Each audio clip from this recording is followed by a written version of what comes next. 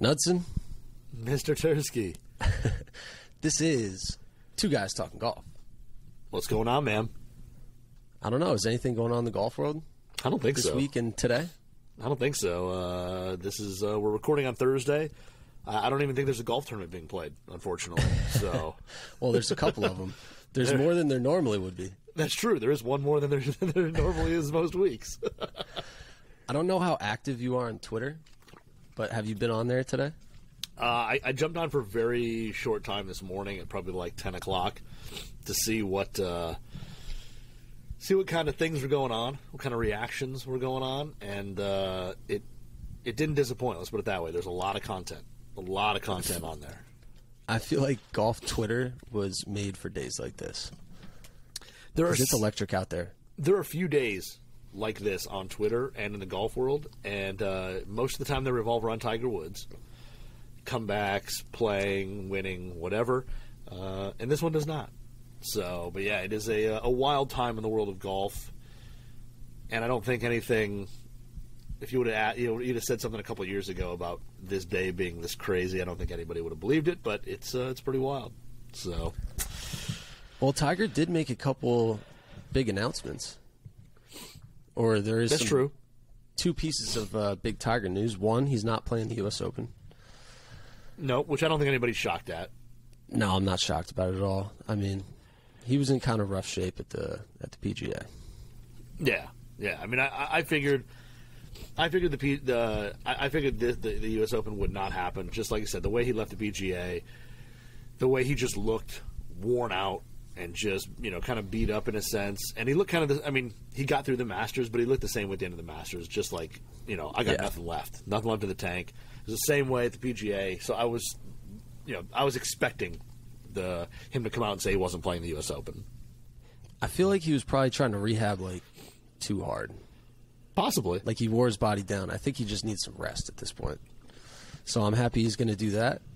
And then, well, it came out that apparently Greg Norman offered Tiger high 9 figures to play in LIV Golf or LIV Golf. Whatever you want to call it. And he turned it down. So I don't think anyone's surprised by that either. No. He's a big fan of history. Yep. And legacy. And I feel like those are the sole driving forces to Tiger even continuing to play golf. And he also likes to control his own schedule. He has a couple tournaments on the PGA Tour. Yep. He's all about the majors. He's not going to risk anything to give up those opportunities that starts at majors. So him turning that down, no surprise. Now, there's a lot of golfers who did not turn it down. That's true. And on the Tiger's point, I think you're 100% right. I mean, that guy, he stopped money's always a motivating factor in professional sports, no matter whether it's football, golf, basketball, it doesn't matter. That's always a factor. But there are certain players who, if you took away the money and said you can just play and survive, whatever, they would still go out and do it because they just love it that much. And I think Tiger's that guy where, like you said, the legacy, I don't think he's ever going to beat Jack anymore, just with the way his body is. But, like you said, to host his own tournament and to be kind of that face of golf even when he's, done playing, there's just too much there for him to lose. He's going to be... He's going to have a tournament much like Jack's Memorial where the winner gets to walk off, shakes Tiger's hand, put on a funny coat, get a trophy, and that's a big special thing. And I think Tiger wants that, and he would not be able to get it if he left.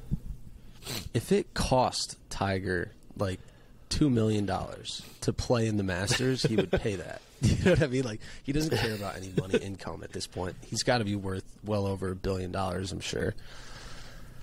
Yeah. Even if he's not a billion, he's hundreds of millions of dollars. So high 9 figures, though.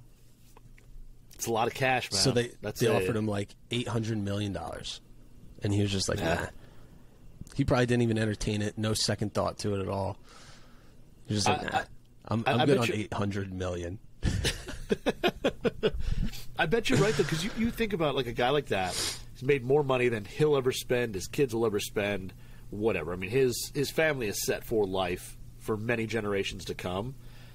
He just wants the legacy. And 2, he went through everything with going, with everything that went on with his life years ago, and he lost sponsors, and people kind of lost their trust in him, and he made some enemies, and da-da-da-da. I think he learned from that, and he said, you know what, I'm in a good spot now. I'm in a great place. I'm going to keep doing this. I'm going to do what I'm doing, and I'm going to stay with it because he's learned from it. He's been there where, he's made some decisions that cost him money in the long run and sponsorships and whatever other deals, and he doesn't want to do that anymore. And that I respect. He's learned from it. He's an older guy now, and he's going with, like I said, prestige and history over, some money that in the long run probably will have no effect on his lifestyle. Well, if you respect that, then how do you feel about Phil Mickelson? No. I think he kind of went the opposite way. Obviously, he hasn't been through the things that Tiger has in his life. I think there's a lot of gambling issues that are coming to light recently. He's made some interesting money decisions along the way, and this is just kind of another one to tack on. I'm not saying I feel one way or the other about it, but if we respect Tiger for going the way he did, then Phil going the opposite way, you would have to say maybe not as much respect for that decision. Yeah, it's tough because, I would never, I never would judge anybody for making a decision that's best for their family, their life, their family, themselves. Phil's, it's interesting because while he's not Tiger, and he won't be, but he is kind of the, before Tiger came along, it was Jack and Arnie, and those are the two just, Jack was the better player. He was the guy, the best to ever do it. But Arnie was the personality and the big-time guy, won a ton of tournaments, all that. That was kind of Tiger and Phil. And Phil could have kind of rode off into the sunset with Tiger as being kind of the right-hand man. The popular guy, everybody likes him. He's very personable, all that stuff. He didn't win as much, but he was pretty damn good. All those things he could have been. And he did pass that up. But, on the other hand, do you blame a guy for going somewhere where he gets paid more to do the same job? It's... And I don't want to say it's exactly 100% the same, but if somebody came up to most people listening, whatever, and said, hey, you're doing this job here as an engineer, we'll pay you 3 times the dollar amount plus this monster signing bonus to come work for us and do the same job. Not too many people are going to turn it down. Now, there's always the side thing of where the money comes from, whatever. I don't want to get into that because that is what it is. But, do you blame a guy for doing that too? I don't know. It's tough. But I would have liked to see Phil stay. I would have liked to see him stay. I would have liked to see, for you and I's generation, that is our Jack and Arnie. It would have been Tiger and Phil, and that would have been pretty cool. It's just like, no matter which way you feel about it, the decision these guys are making right now is affecting their legacies forever. There's not really any coming back from this decision. Now, whether they're all in on it and they don't care, that's kind of up to them. Like you said, it's a decision that they have to make for their families. And there's a lot of people making that decision right now. There seems to be a mass exodus going on right now. Obviously, I think everyone probably listening to this knows the original 48. There's been a couple other names tacked on recently. I don't know if it's pure speculation or, there's official confirmation, but they added Patrick Reed, and it seems like Bryson and probably Ricky Fowler as well. Yep. Those are the names I think we've all heard. those are pretty big names to be clipping from the PGA Tour. And at this point, if I'm the PGA Tour, originally it was probably all right, well, let's see if it happens. And now it's very real. And news came out today that they're passing out suspensions for each of the players that are going over there. I'm hearing, I don't know if it's confirmed, but they're going to be allowed to play in the U.S. Open this year, at least. It doesn't seem like they're going to be able to play the Masters, though, which is interesting because when you look at the field list, there's Charles Schwartzel, we think Patrick Reed, Dustin Johnson. Phil. Yeah, I mean, those are former Masters champions, and as is tradition at the Masters, everyone who's ever won the event is allowed to come back, and they come back for the Masters dinner. I mean, there's a lot of tradition there. So them not being able to play in the Masters, big deal. Yeah, that one I didn't really see coming. So I think everybody knew, hey, there's going to be some suspensions, there's going to be some penalties. I totally understand that 2022, like this year's U.S. Open, you qualified before all that. The qualifications happen. I get that. I totally understand it. But the Masters one is interesting to me because the Masters is not part of the PGA Tour. They're not an official PGA event. They are their own entity, and they run their own tournament. So now they do work with the PGA and things like that. They're not totally separate, but if the PGA came out and said, hey, Masters, you cannot let these guys play, the Masters could, in a sense, say, no, we're not listening to you and do our own thing. But that one, I'm really kind of shocked at because of that. Like you just mentioned, there's 3 guys who are playing over there, or 4 who are playing over there who are past champions. Every past champion has gotten to play. I mean, other than, what's his name, Cabrera, who had some issues last year. With the law. In his I home think country. that's a little different situation. Yeah.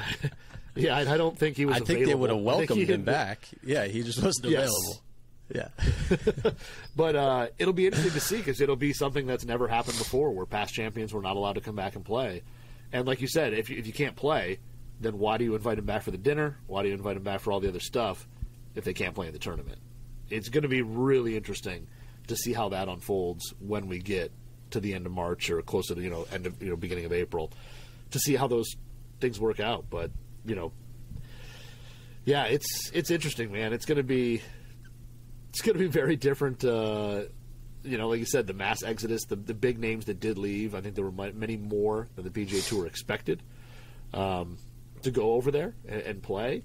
But on the other side, so what happens here? Because here's like the fields are 48 guys. There's the team aspect of it and all that stuff. What happens when more people want to come over and play? Like, are they just gonna kick out some of the no-name people who? I mean, there's some guys out there that I was watching this morning. I watched like 30 minutes of it.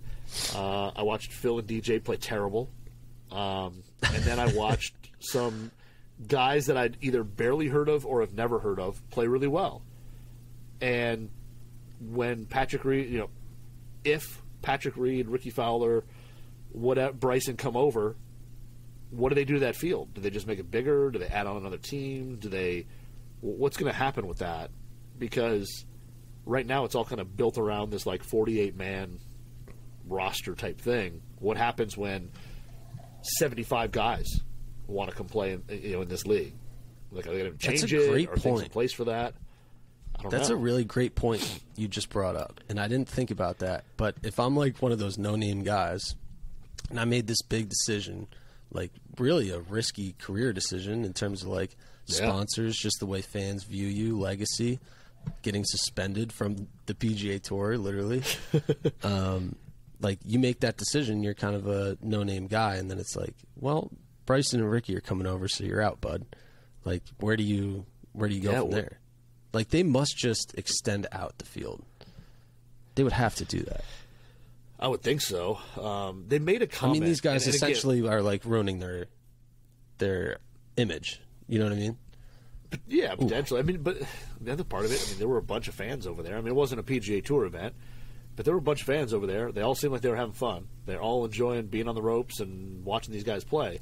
So, while yes, your legacy is tarnished, maybe not by everyone, but no, and that's the thing, because when I was watching, they also mentioned something about one of the guys, and again, a guy that I was not familiar with, that he qualified to get in. And they didn't really say how, but they said he kind of was like that last minute, got into the tournament. So there must be some things that can get you in, besides just being a big name PGA player that they're going to pay a bunch of money to come play. So they also might not have been able to. They might not have been able to field 48 originally. It was like, well, we got 43. We need to get to 48. Like, let's invite some like no names that'll definitely be a part of it. I don't want to skip ahead to the actual playing yet, because we got to get into because I haven't talked to you since last week. Well, last week obviously, but a lot's happened with the LIV Golf thing. So we have some things to cover first, like the draft and the team names and the merchandise. But I think you had a point you wanted to say, and I cut you off. So, but the other thing I thought of was, PGA Tour has come out and said, hey, here's, there's going to be suspensions. There's going to be repercussions for leaving. I haven't heard anything about the European Tour, the Japan Tour, or Asian tours, any of that. And I haven't heard. Now, they may have come out and said stuff today, but I have not heard that they have come out and said there will be suspensions or fines or whatever for playing in this event. So if you're a guy who maybe is a European Tour player, you came over, you played, a bigger name person comes in and takes your spot, maybe you're able to go back into the European Tour and play without any or very minor or no repercussions. I don't know. But yeah, that's good. That's a good point. Possible. And a lot of the guys that are in the field, I mean, they are like European Tour type guys or not from America. Yep. But we've been talking about Bryson a lot, and just a quick segue into our first ad from our wonderful sponsors. You want to hit them with that? That's right. Speaking of Bryson, hey, Bridgestone Golf. Bridgestone Golf's new line of Tour B golf balls with Reactive IQ cover. Reactive IQ is a smart cover technology that reacts to the force of impact, giving you longer distance, lower spin off the driver, higher spin, better greenside control around the green. So go to Bridgestone Golf, check out the new Tour B line of golf balls. Great ad read there. Hey, thanks. Professional stuff. All right, so I really want to get into I got to get into these team names and the draft atmosphere and the logos here. It's really funny. I don't know who came up with the names, but I feel like we could have done a better job out there. But I mean, yeah, they're so corny. It's like going to a little league softball field in your hometown and just walking around and looking at the names on the jerseys, and it's like the buzzers and the wild, it's like just the sluggers. It's just like the most corny kind of names out there that I think they ever could have thought of. I mean, you could pick a random fantasy football league just from throughout the country. Just pick one at random, and you got better team names than this. So we got, I guess I'll just read through them real quick. I am on the LIV Golf site as we speak. Yeah. We got the Four Aces GC, the High Flyers GC, Punch GC, Cleeks. Which GC? Is it the golf club? Well, it's not a club. It's a team. I don't know. I think it's kind of playing off soccer or football. Sorry. Yeah, probably. For the Europeans. Ironheads, Smash, Crushers, Majestics, Stinger, Fireballs, with one of the corniest flaming golf ball logos I've ever seen. Should be on a No Fear shirt. The Niblix is actually kind of fire. Yeah. Then, this is an equipment show. Well, I guess not this week, but we got Torque. Torque? One of the names of the teams is Torque. I just don't like you said, the Fireballs one looks like it's a golf ball wearing sunglasses with a big smile on its face, and it's in flames. And it looks like it should be like a No Fear shirt. No Fear golf. That is what that is. That thing is just like a Mountain Dew and a skateboard away from being, just a kid's video game character. But I don't get that part of it either. These are great jokes you got going. The Fireballs and the Niblix. The Fireballs is the cheesiest, stupidest logo you've ever seen. And then the Niblix is actually it's actually an N, a G, and a C, kind of all intertwined, kind of like a really classic golf club, high-end private club. But then you have the Crushers, which is this cartoonish broken tees and golf ball. It makes no sense. It's just, I don't know, man. They're dumb. The names are stupid. The names are can't put it more simply than that. The names are stupid, and they would be, if you were coaching a junior league, golf league, that had teams, these are the team names. I really think they kind of fumbled this because 100%. Having teams and like logos and being able to sell merch to people, like, I think that's a really good idea and it's a really good concept. It's just they did like the worst job possible. Like they went to clip art for the logos. And I don't know, I guess Greg Norman just himself came up with the names. Because this couldn't have been a team of like super creative people that like have their ear to the ground of current culture. Like, come on. Zero. So they make merch for this stuff, which is, I've seen the hats on the players, which again, that Fireball one is horrible. But they're not wearing the merch like during the events. No, they're wearing it like during the draft or whatever. Yeah. If you had to wear a hat, which logo would you wear? I wouldn't even have to think about it, and it's the Aces one. Like that's kind of that was the one I was kind of thinking actually. of too. Like that A is pretty and solid. that team is like the way they did it. The captain's Dustin Johnson on that one, so no shocker there. Yep. But that one, like that's he was probably like, I'm only going. DJ was like, I'm only going to LIV if you let me be on the Aces because that's the only acceptable logo, and they're like, yeah, all right. It's so bad, man. They're just horrible. Such bad logos. And then during draft night, obviously Phil, he kind of made his reappearance publicly. Like, you know, he was obviously going through it. When the original field came out, he wasn't a part of it, and everyone was like, dude, you just completely blew up your public image. Sponsors are dropping you, and then you don't play LIV, so that was a little confusing. Then he ended up like making an announcement, showing up to draft night, and he was wearing, it looked like he was fresh off a motorcycle.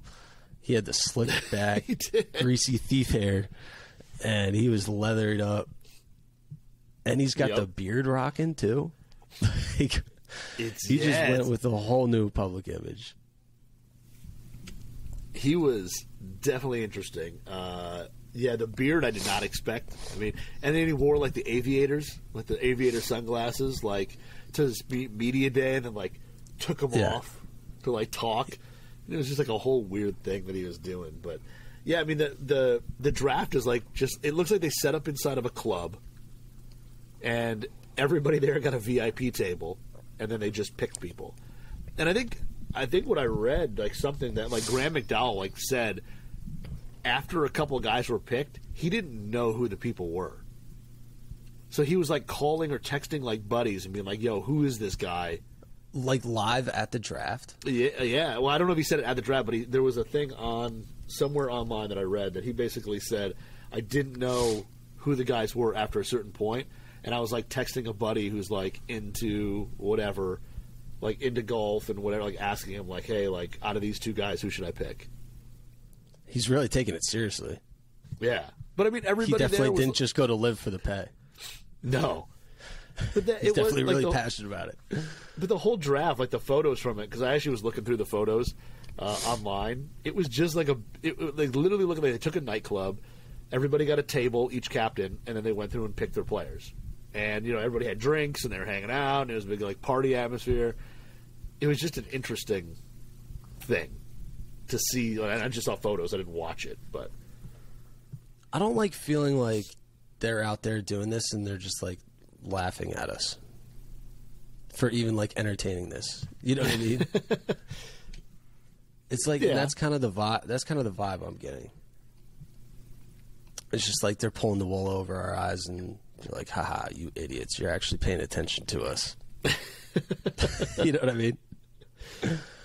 In a way, you're right. I mean, I think some of these guys, it is not as serious as a major to PGA Tour. Like, you got to admit that I highly doubt some of these guys are taking this as seriously as they would a U.S. Open. You know? Yeah. I think that's pretty safe to say. But at the end of the day, and it started today, we're recording this on Thursday. Thursday morning we're recording it. I don't know when it's actually going to go out. I guess that's up to co-host and producer-editor, Mr. Brian Knudsen. There is real golf, so they're actually playing. Yep. Now, 2 months ago, if you told me they were actually going to play on June 9th, and it was going to be a real event with fans, and we could watch it, I would have told you you're crazy, but there is real golf. Yeah. So let's get into like the actual product that's being put out and the format and the style of play. Like, how are we enjoying it? Do we like it? Do we hate it? I know what Golf Twitter is saying, so we'll get into I won't just like read tweets, but kind of give the general feel. But what's kind of your thoughts? I know you watched a decent amount, at least this morning. Well, I watched a little bit of it. I kind of, for whatever reason, I thought it started Friday and ran like Friday through Sunday, so I didn't even like really think about going. And then when I found out it was on, I jumped over and watched some of it. It was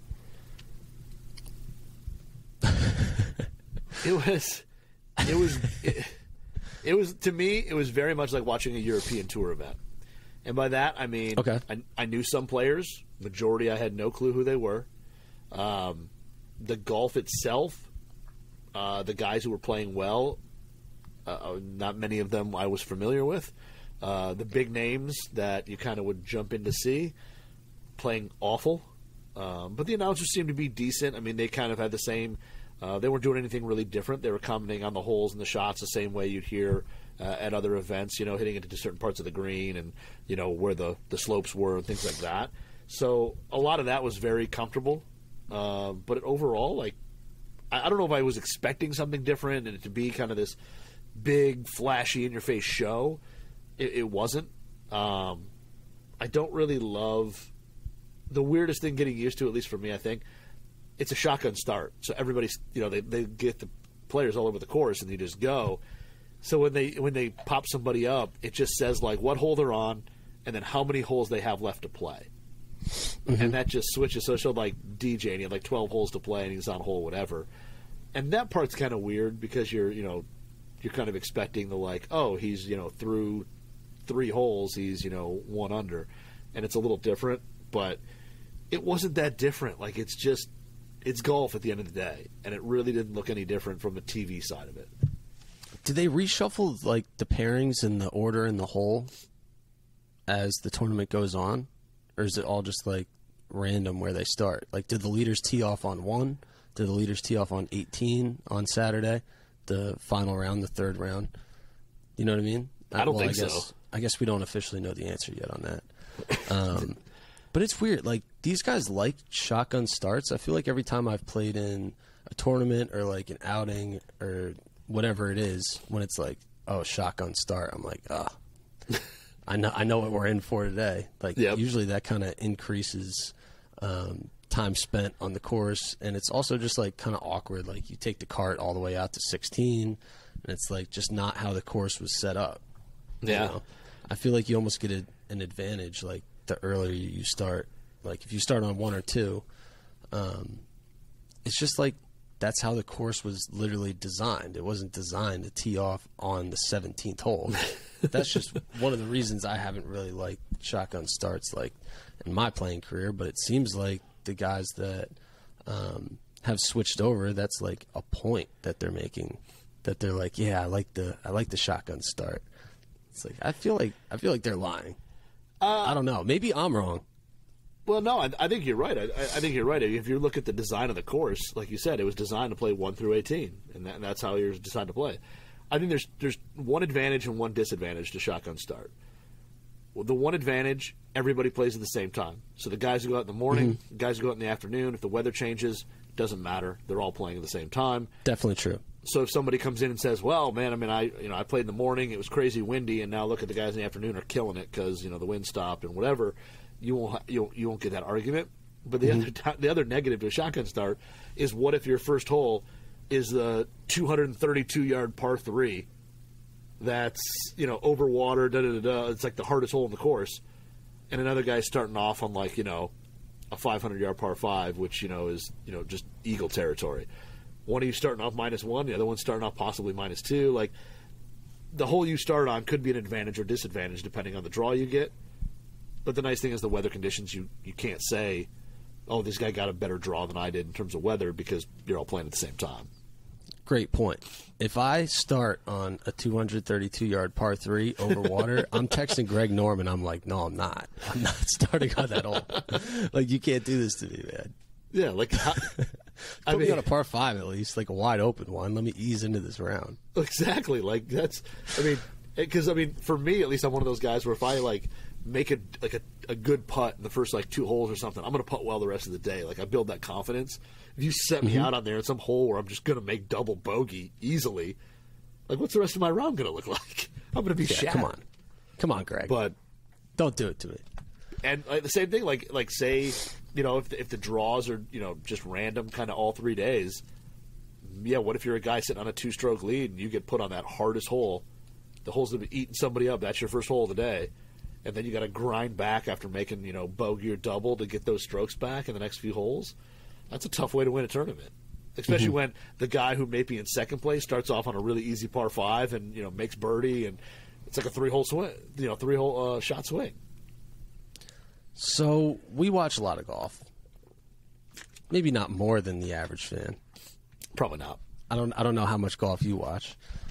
I feel like I'm at events like during practice rounds more than I actually watch golf. But either way, we've been watching the PGA Tour for many, many years.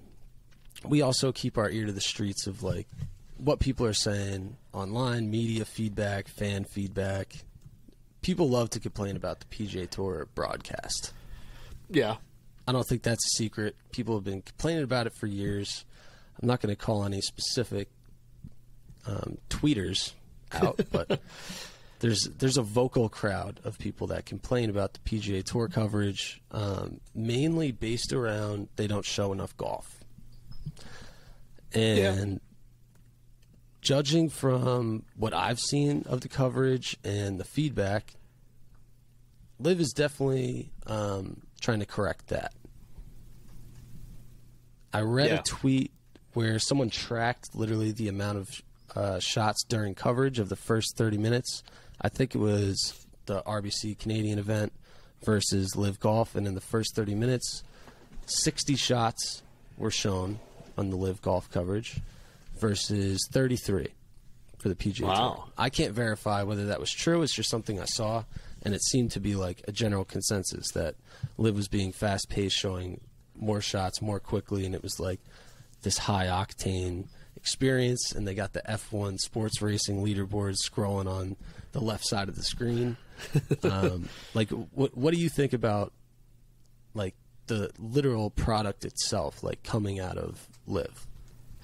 Well, I don't. I mean, in like the half hour I watched, I don't remember there being a commercial. Like, I just went on to like the site, and you can watch it on YouTube. Yeah, you could. I watched it right off the site directly.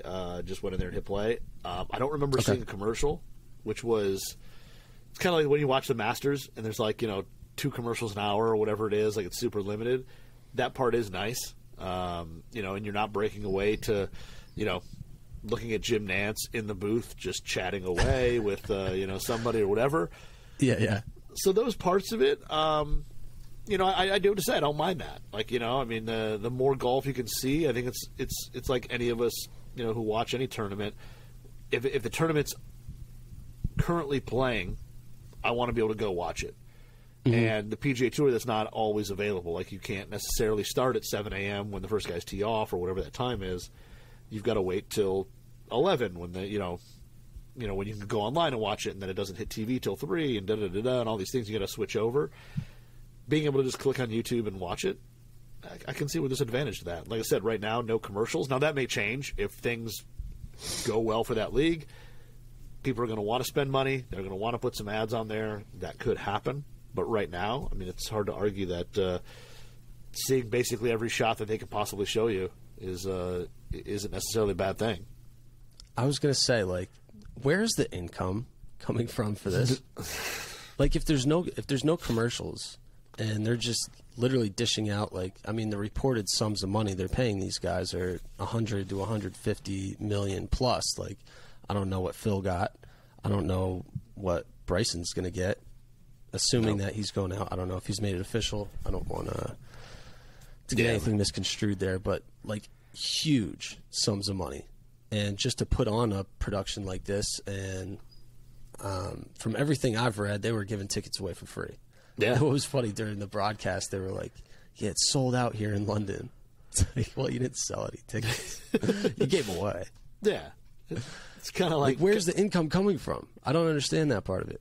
How are they going to make all this money back? How does it survive over years and years of time?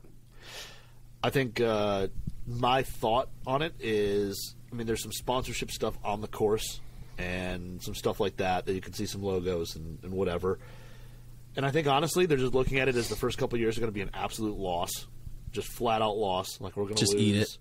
We're just going to lose $1 billion for 2 years, each year. And then, like $2 billion, hopefully, it seems, but yeah. Maybe, yeah. But we're going to lose, a couple $1 billion in the first couple of years, and then hopefully we'll get a TV deal, and that will pay a bunch of it. And then at that point, people will jump on and want to do ads and commercials and sponsorships and all that stuff. But I don't know. That's the best I can think of. So there had to be a stockpile of money that they're just shoveling at players and putting on these tournaments. And I think it's just to me, I think it's just you're going to use it until you're sustainable, and then you'll turn it into a profit. But here's the other thing about this whole league is that regular golfers who watch some golf on Saturday, golf on Sunday, are not going to watch this league. It's not on TV. Like, my dad's a perfect example. A guy loves golf, plays every day. If he sits down in front of his TV and he hits guide and LIV Golf is not there, he's not going to turn it off his TV, walk over to his computer, and try to find it to go stream it. Mm-hmm. He's just not going to do it. He's not going to watch it. So, and I think there's a lot of golfers out there that are not hardcore golfers that watch golf, like the game, whatever, but if they can't just sit down on their couch and hit the remote and watch it, then I'm not watching it. You don't have you're not getting a view. So the view numbers will be interesting to see after this event and the next couple. I think this one will be big because it's the first one, and there's so much controversy around it. You can't even go by this one because this one doesn't count. People are watching just to see like the train crash. And then I think the next one will be big because it's in the U.S. So it's the Portland one. I think it's Portland. I think that'll be big because the U.S. and how many fans are going to go. There's going to be a lot of buzz around that. And then I think it starts to slide off into a plateau of like normalcy, and we'll kind of see. All right, what does it really look like? I think viewership is really going to hurt from ending these events on Saturday. I don't think a lot of people watch golf on Saturdays in general, and I think golf fans are like conditioned to think that tournaments end on Sunday. So even like people that might be interested and would tune in, they go to click on it on Sunday, and it's like, oh, it's already over. You know what I mean? Like, golf tournaments just end on Sunday. Yeah. Not this one. It's true. I mean, it really is. No. I mean, it's I mean, and the reason they probably did that is so they didn't have to compete with the PGA Tour on Sunday night. But everything else they're doing is, like, directly attacking the PGA Tour. Yeah. You know what I mean? It's a good point. So it's weird that they made the decision not to, like, attack Sunday or even move it, like, have it be Saturday, Sunday, Monday. Like, slide it that way. Because I feel like maybe more people would even watch Monday versus Saturday. Especially if you're going the streaming route, like, and having it on YouTube. This might be something you pop on at work, or a lot of people work remotely now.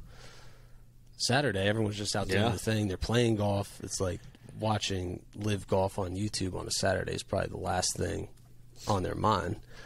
But I'm sure that they have a play to get onto TV or cable, and that this is like basically their pilot episodes this year.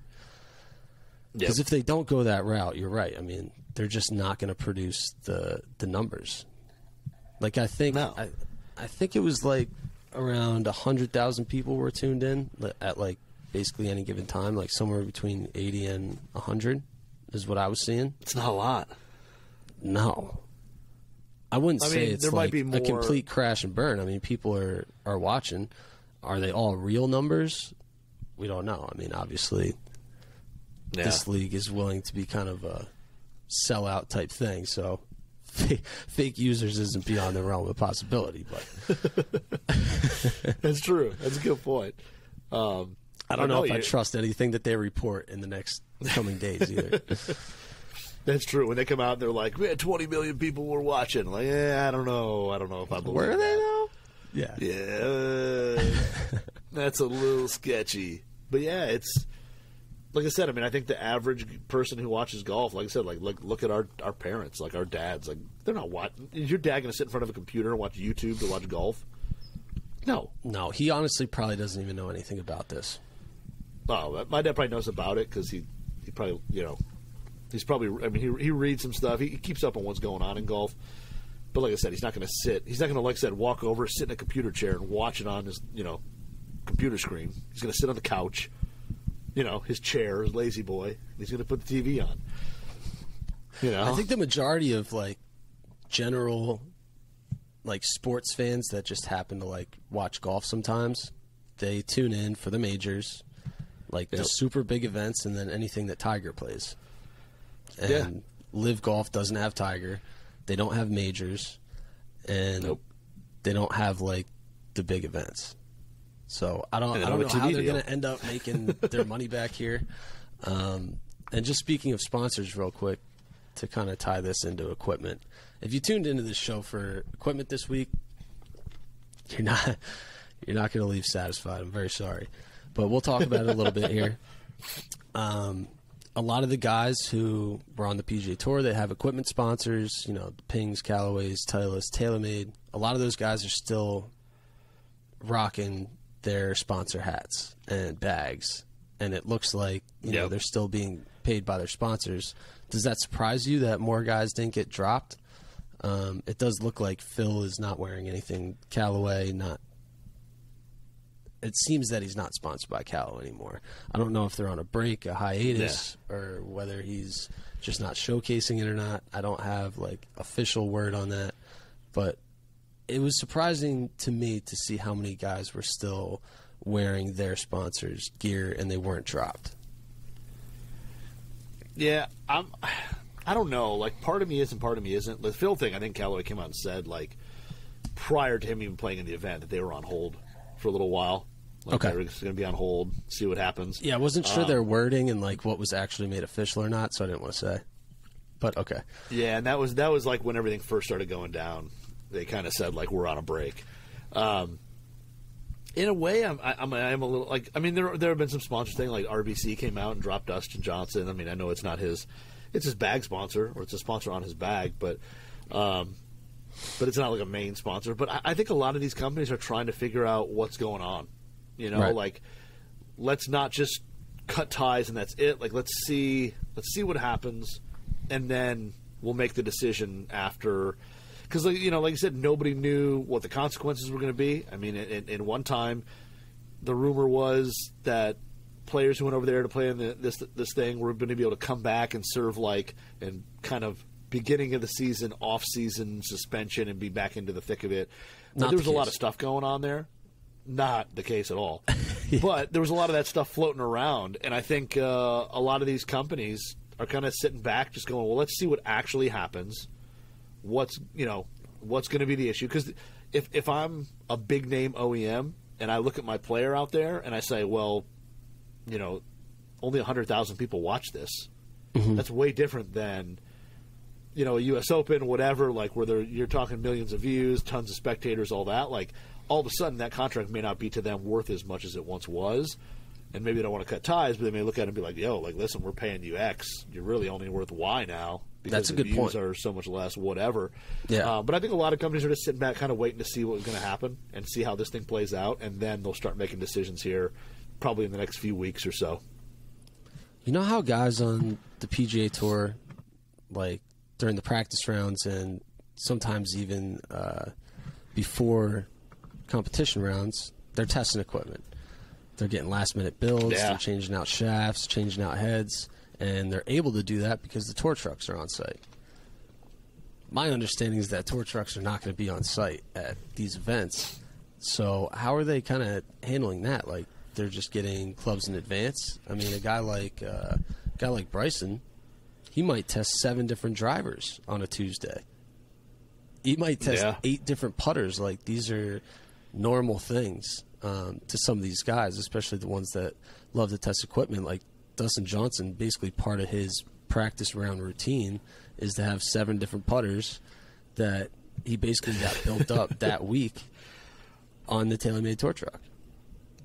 And without a TaylorMade tour truck there, he's going to be, I guess, requesting a lot of shipments being made, or he's just going to like rock with the black Spider that he always rolls with.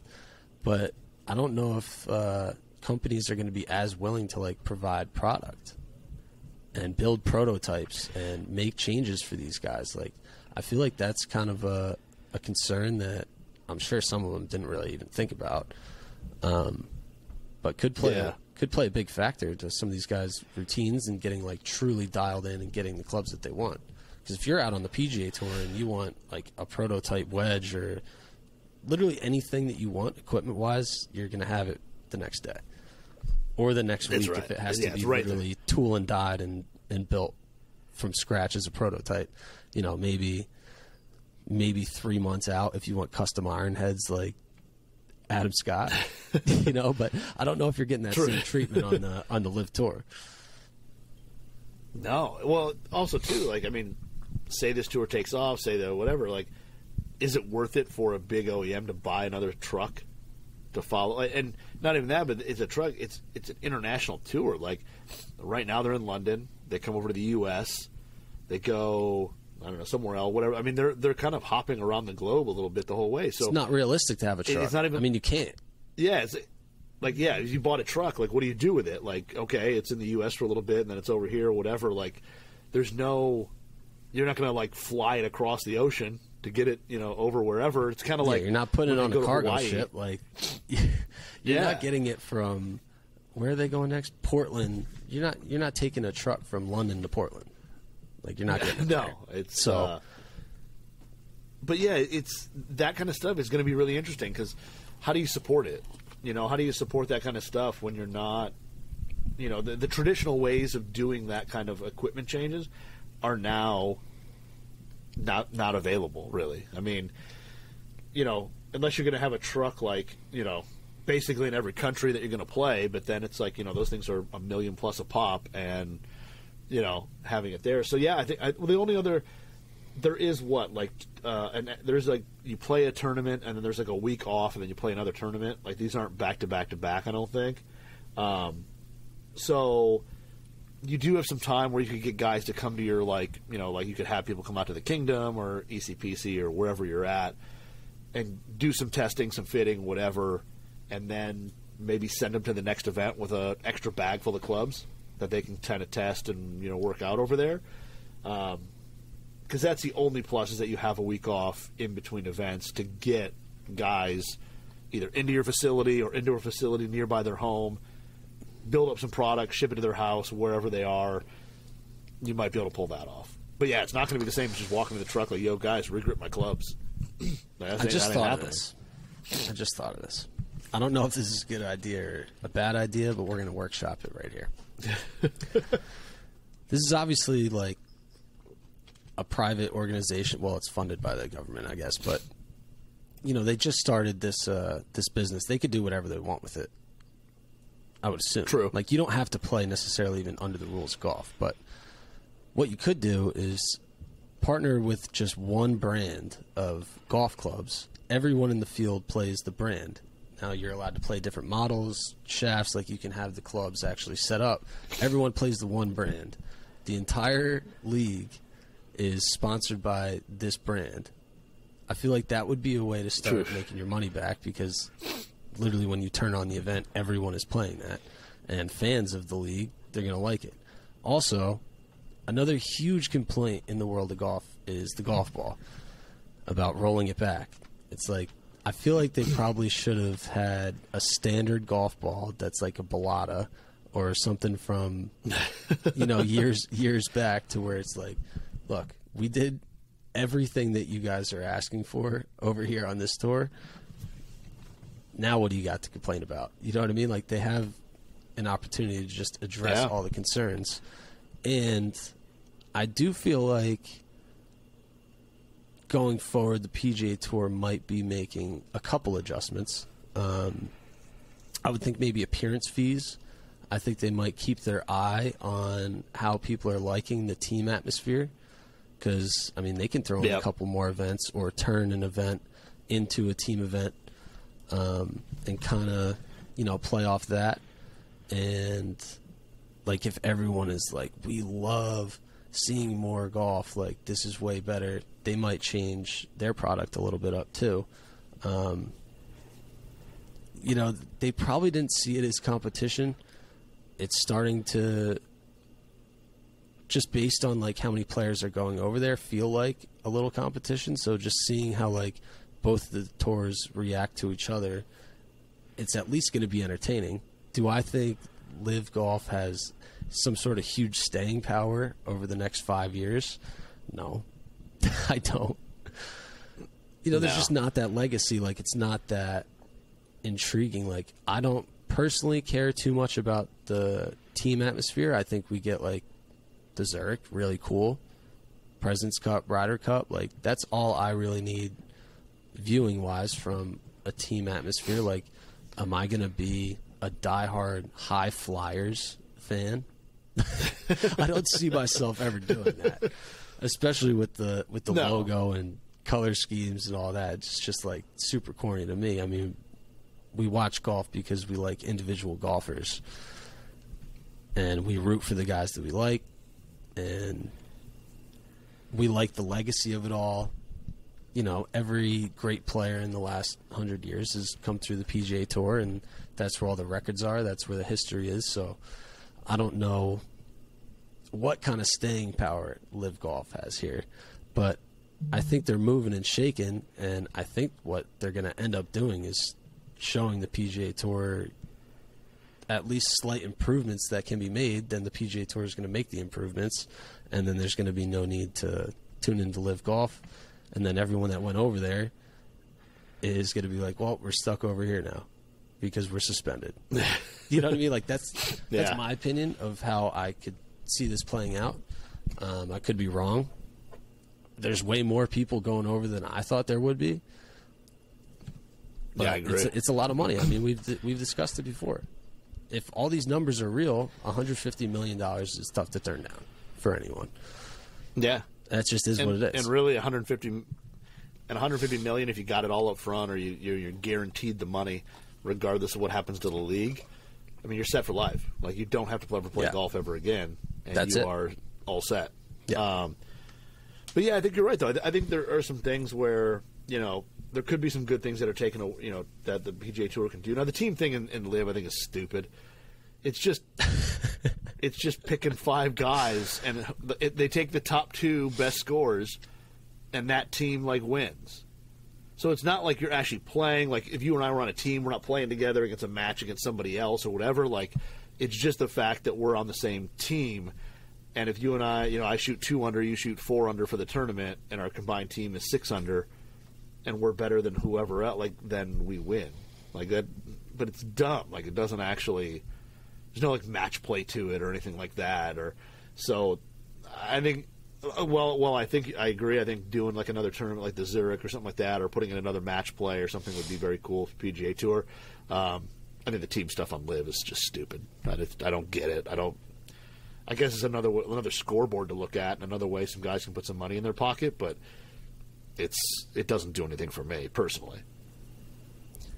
Yeah, when I see, like, the actual screen that they go with like the moving leaderboard, and having, like, the team names and putting, like, GC at the end of the names, I feel like they just had a meeting before, and they were like, all right, what do you like from each of the different sports that you watch on TV, and how can we incorporate it into golf? Like, it doesn't necessarily enhance the experience for me.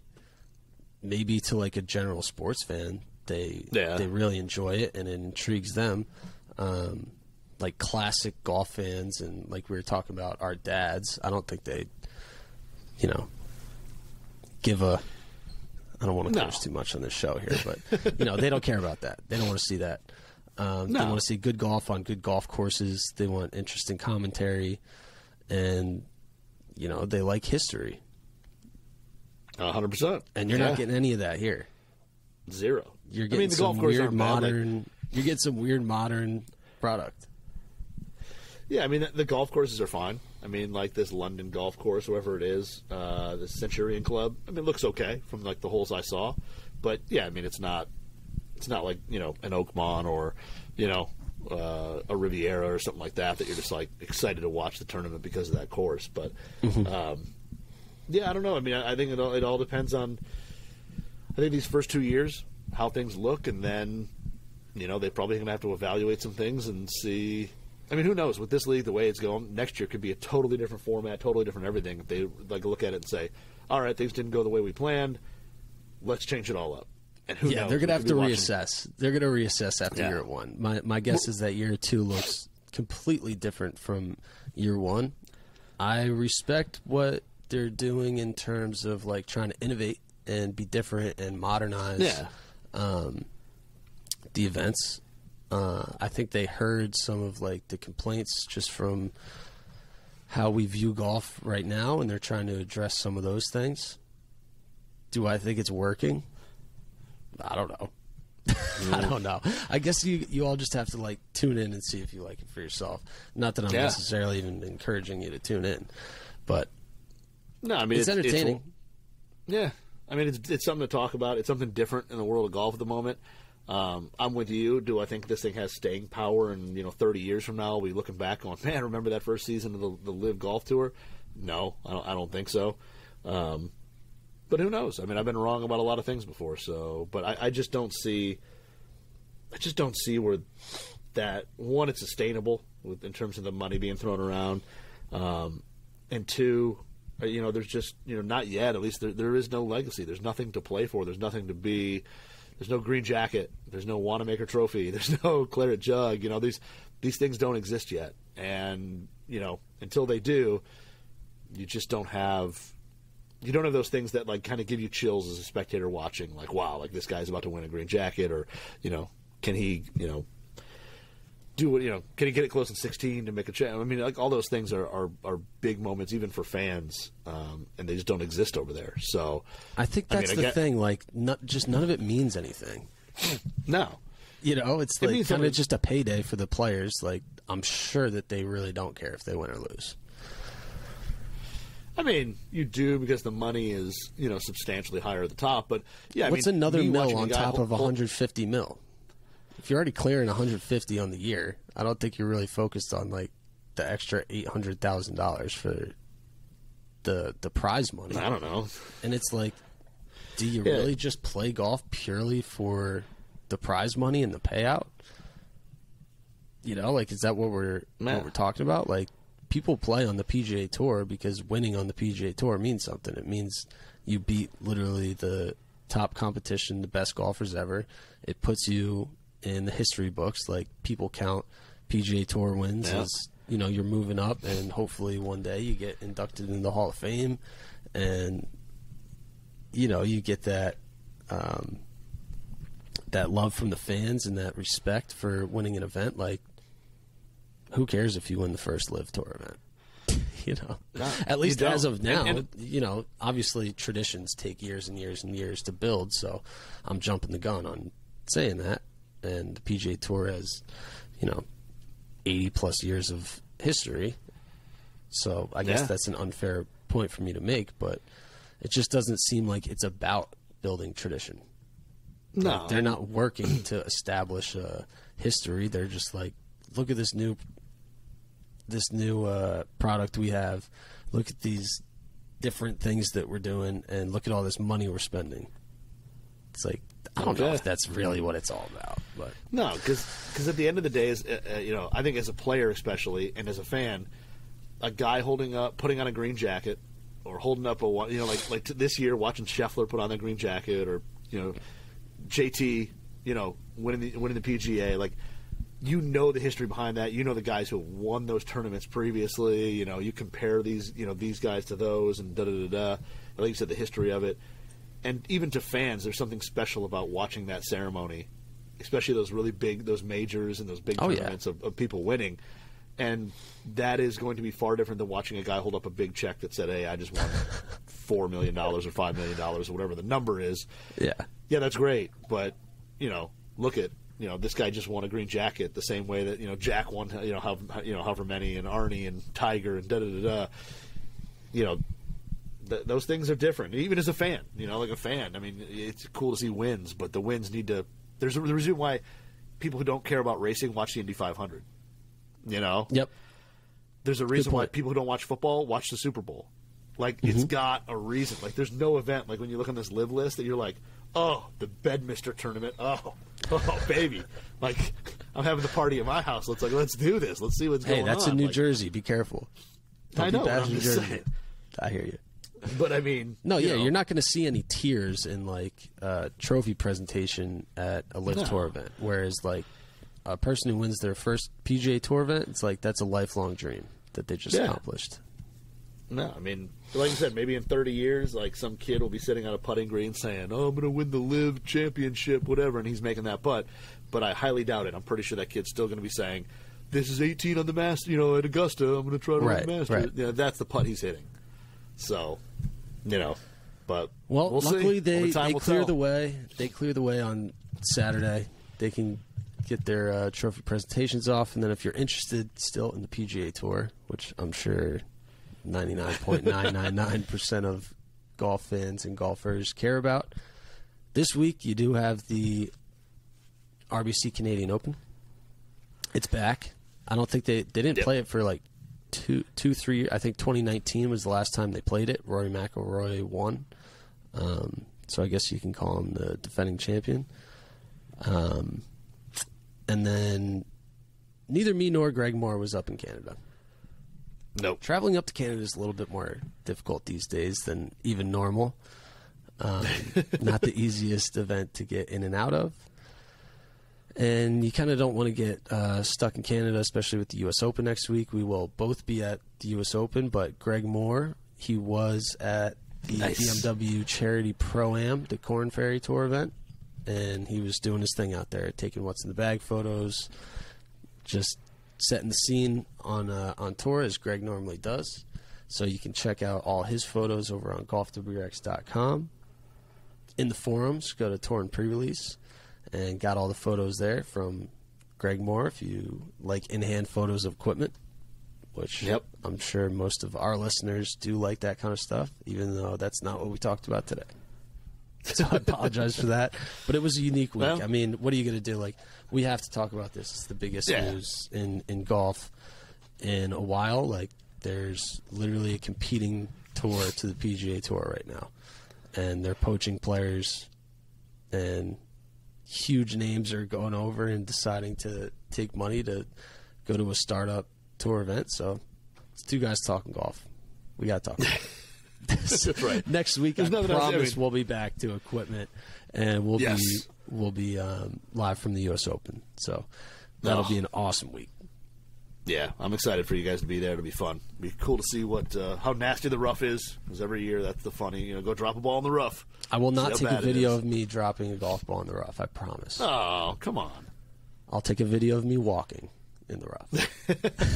and how high the grass goes over your Vans. What I should do is bring like a ping pong ball out and drop the ping pong ball, and it just sits on top. It just sits on top. Yeah, everyone would be so confused.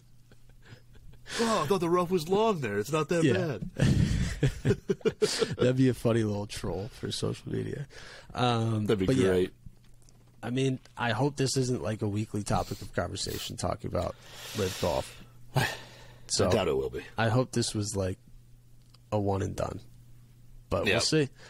If it's super newsworthy, we'll talk about it. I know next week we will be talking about strictly the U.S. Open. So I'm excited, man. U.S. Open's always fun. So yes, love sir. to see those brutal course conditions. I like it like once or twice a year to see guys that are struggling to break par. I know. I love the U.S. Open. Give me the carnage. Yeah, exactly. Like I love don't that need to see it every week. I love that first post-round interview where they're like, "Yeah, well, it's borderline unfair out here." Yeah, I love hearing that. Just one time a year. That's all. Yeah, the guy comes off the course just looking like he just went like 12 rounds with Tyson. He's just like looks like he's beat up, and he's just like, this is brutal. And you're just like, welcome to the life of a real golfer. Yep, nice 81 out there, bud. Yeah. All right. Well, that was two guys talking golf. We will see you guys next week from just outside of Boston, Brookline, Massachusetts. Major championship season. Can't wait. Into it. We'll see you guys next week. Knudsen, have yourself a great weekend. You too, sir. All right.